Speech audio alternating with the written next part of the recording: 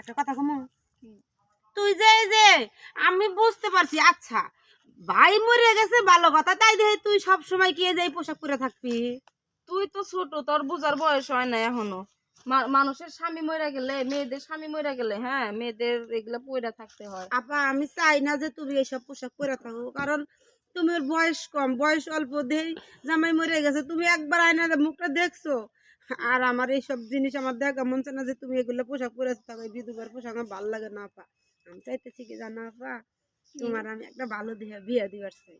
বোন, আমি তোরে ছাড়া কেমনে থাকুম? তুই তো ছোট, এখনো ঠিক মতো আধা খাবার খাইতে জানোস না, এখনো ঠিক মতো তোর জামা কাপড় ধুইতে পারোস না।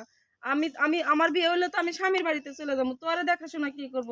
নাই বাবা মা, নাই একটা ভাই, তোরে দেখাশোনা কি করবো তারপরেও বোন? আপা আমার না ভালো লাগে না, কারণ তোমার সাথে যে সে কালকে তোমার সাথে একটু খারাপ ব্যবহার করছি, তার জন্য তুমি আমার মাফ করে দিও আপা, আমার তার শোনা, আল্লাহর তরফ থেকে।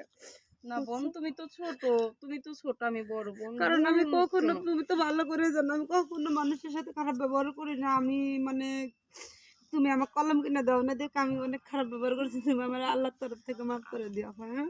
আচ্ছা ঠিক আছে, তুই তুই তুই কান্না করবি না কিন্তু। আমি আমি আমি তুই আমার ছোট বোন না, তুই তো একটা ভুল করতেই পারোস।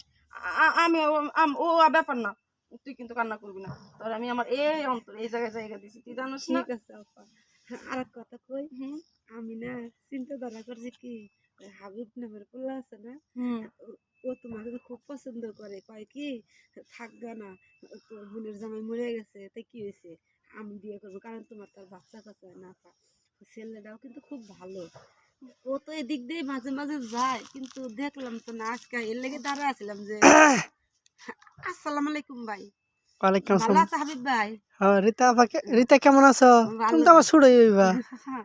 ভাই একটা কথা কইবার চাই, হ্যাঁ কও। ওই যে তুমি যে কালকে যে কইলা যে তোর বোনের কাহিনী, এই যে আমার বোনের তো নিয়ে ও, আইছি দেখছো? এটা তোর বোন? হ্যাঁ দেখ তোর বোন তো সেই সুন্দর কিউটও আছে। হ্যাঁ।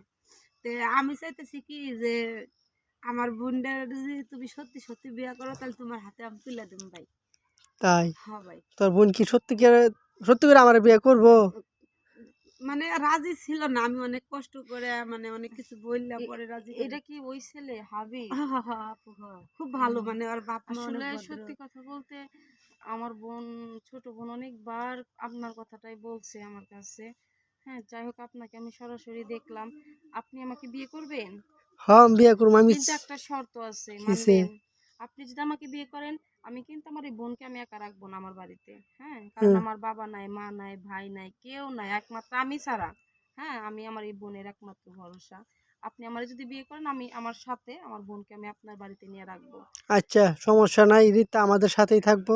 তোমার বোন মানে তো আমার বোন। তাহলে হ্যাঁ। কি কও, শুরু করে দেই? হুম। তাহলে বিয়ে আজকে করবো, হ্যাঁ? আচ্ছা ঠিক আছে ভাই, কিন্তু একটা কথা হয়েছে কি, তোমার বাপ মা তো রাজি, এটা তো আমি জানি। হ্যাঁ হ্যাঁ। তাহলে তুমি তোমাকে বাড়িতে যাই, তোমার বাপ মায়ের কও, আর আমি আমাকে বাসায় যে আমার বোনের একটু রেডিমেডি করে ডাইরেক্ট কাজে পিছিয়ে নিয়ে আসি।